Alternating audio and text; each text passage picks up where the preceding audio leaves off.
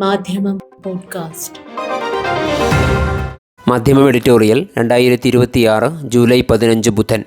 സ്വന്തം രാജ്യത്ത് ജനാഭിപ്രായം വൻതോതിൽ തനിക്കെതിരെ ഉയരുന്നതോർത്തെങ്കിലും ട്രംപ് വിട്ടുവീഴ്ചയ്ക്ക് വഴങ്ങുമെന്ന പ്രതീക്ഷയ്ക്ക് പോലും പ്രസക്തിയില്ലാതാവുകയാണ് എന്ന് പറയുകയാണ് ഇന്നത്തെ എഡിറ്റോറിയൽ. ഈ യുദ്ധം ഇനി തുടർന്നുകൂടാ. പാകിസ്ഥാൻ, തുർക്കിയ, ഖത്തർ എന്നീ രാജ്യങ്ങൾ ചേർന്ന് US-ഇറാൻ യുദ്ധവിരാമം തുടരാനും ഇനിയൊരു യുദ്ധത്തിലേക്ക് പശ്ചിമേഷ്യയെ വലിച്ചിഴയ്ക്കാതിരിക്കാനുമുള്ള മധ്യസ്ഥ ശ്രമങ്ങൾ സാഹസികമായി തുടരവേ ഇറാനെതിരെ കടുത്ത ആക്രമണം പുനരാരംഭിച്ചിരിക്കുകയാണ് US പ്രസിഡന്റ് ഡൊണാൾഡ് ട്രംപ്.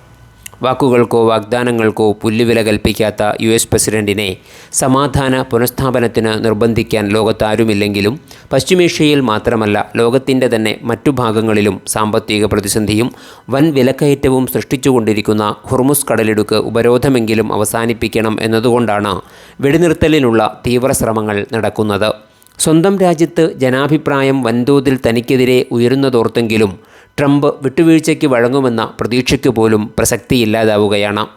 അമേരിക്കയുടെ 51ാം സ്റ്റേറ്റ് എന്നു പറയാവുന്ന ഇസ്രയേലിൻ്റെ താൽപ്പര്യങ്ങൾക്കാണ് പ്രസിഡന്റിൻ്റെ പ്രഥമ പരിഗണന എന്നു സമ്മതിച്ചാലും അന്താരാഷ്ട്ര ചട്ടമ്പിയെന്നോ ലോകത്തെമ്മാടി രാഷ്ട്രമെന്നോ വിശേഷിപ്പിക്കാൻ മടിക്കേണ്ടതില്ലാത്ത ഇസ്രയേലിൻ്റെ യുദ്ധക്കൊതിയനായ പ്രധാനമന്ത്രിക്ക് വേണ്ടി സമാധാന ലോകത്തിൻ്റെ പൊതുവായ താൽപ്പര്യങ്ങളെ നിശ്ശേഷം അവഗണിക്കുന്നത് എത്രമാത്രം ബുദ്ധിശൂന്യമാണെന്നെങ്കിലും ട്രംപ് ഒരു നിമിഷം ആലോചിക്കണം. ഏറ്റവും ഒടുവിൽ നടന്ന അഭിപ്രായ വോട്ടെടുപ്പിൽ US-ലെ ബഹുഭൂരിപക്ഷം പേരും കരുതുന്നത് ഇറാനുമായുള്ള യുദ്ധത്തിൽ അമേരിക്ക-ഇസ്രായേൽ കൂട്ടുകെട്ട് പരാജയപ്പെട്ടു എന്നാണ്. ഇസ്രയേലിനും നെതന്യാഹുവിനുമെതിരെ ജനാഭിപ്രായം വലുതായി രൂപപ്പെട്ടിരിക്കുന്നു എന്നാണ് ഔദ്യോഗിക മാധ്യമങ്ങൾ വെളിപ്പെടുത്തുന്നത്. മറുവശത്ത് ദിവസങ്ങൾക്കകം ഇറാനെ തകർത്ത് തരിപ്പണമാക്കുമെന്ന് വീമ്പിളക്കി ആരംഭിച്ച യുദ്ധം ലക്ഷ്യം നേടുന്നതിൽ പരാജയപ്പെട്ടുവെന്നു മാത്രമല്ല, ആ രാജ്യം എല്ലാവിധ പരിമിതികളെയും പ്രയാസങ്ങളെയും അതിജീവിച്ച് ലോകത്തിൻ്റെ മുന്നിൽ വർദ്ധിത വീര്യത്തോടെ ഉയർന്നു നിൽക്കുന്നത് കാണേണ്ടിയും വരുന്നു.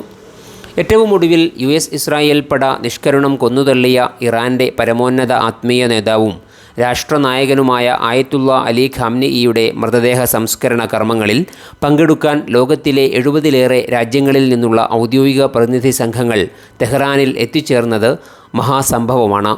UN ഉപരോധം മൂലം ഒറ്റപ്പെട്ടുപോയ ഒരു രാജ്യത്താണ് ഈ ഉയർത്തെഴുന്നേൽപ്പ് സാധ്യമായതെന്നോർക്കണം. കൂട്ടത്തിൽ അമേരിക്കയുടെ ഉറ്റ സുഹൃത്ത് വലയത്തിൽ എണ്ണപ്പെടുന്ന സൗദി അറേബ്യ ഉൾപ്പെടെയുള്ള രാജ്യങ്ങളും ഉണ്ടായിരുന്നത് ട്രംപിനെ ഞെട്ടിച്ചിരിക്കണം. ഇതുകൊണ്ടൊക്കെയുള്ള കലിപ്പ് തീർക്കാൻ കൂടിയാവണം ട്രംപിൻ്റെ ഒടുവിലത്തെ ഇറാൻ ദഹനം. പക്ഷേ ഒന്നാമതായി ഇത് ബാധിക്കുന്നത് കുവൈത്ത്, ബഹ്റൈൻ, ഖത്തർ, UAE മുതലായ അമേരിക്കയുടെ ഉറ്റ സുഹൃത്ത് രാജ്യങ്ങളെയാണ്.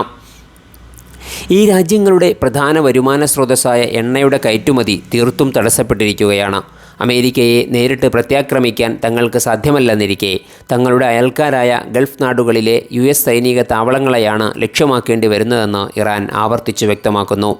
റഷ്യയുടെയും ചൈനയുടെയും പ്രത്യക്ഷവും പരോക്ഷവുമായ പിന്തുണയും സഹായങ്ങളും ഇതിനകം നേടിയെടുത്ത ഇറാനിൽ ഏറ്റവും പുതുതായി അത്യാധുനിക റഷ്യൻ നിർമ്മിത യുദ്ധസന്നാഹങ്ങൾ എത്തിച്ചേർന്നിരിക്കെ യുദ്ധം പൂർവാധികം വിനാശകരമായി തീരാനുള്ള സാധ്യതയാണ് കാണുന്നത്. ഈ അവസരത്തിൽ മധ്യസ്ഥ രാജ്യങ്ങൾ ദൗത്യം പൂർവാധികം ജാഗ്രതയോടെ തുടരേണ്ടതിൻ്റെ അത്യാവശ്യകത ഓർമ്മിപ്പിക്കേണ്ടതായിട്ടില്ല. ചർച്ചയുടെ വാതിൽ അടഞ്ഞിട്ടില്ലെന്ന് UN ഇറാൻ വൃത്തങ്ങൾ ഇപ്പോഴും നൽകുന്ന സൂചന മധ്യസ്ഥ ശ്രമങ്ങൾക്ക് പ്രതീക്ഷ നൽകേണ്ടതാണ്. അതോടൊപ്പം ആക്രമണത്തിന് പിന്തുണ നൽകാതെ മാറി നിൽക്കുന്ന ബ്രിട്ടൻ, ഫ്രാൻസ്, ജർമ്മനി, സ്പെയിൻ തുടങ്ങിയ യൂറോപ്യൻ രാജ്യങ്ങളുടെ നിലപാട് ട്രംപിനെ രോഷാകുലനാക്കുന്നുണ്ടെങ്കിലും മനുഷ്യരാശിയുടെ പൊതുവായ രക്ഷയും താൽപ്പര്യവും ഓർത്ത് ശാശ്വത വെടിനിർത്തലിനും പ്രശ്നപരിഹാരത്തിനുമായി അവർ മുന്നിട്ടിറങ്ങേണ്ട സമയം അതിക്രമിച്ചിരിക്കുന്നു.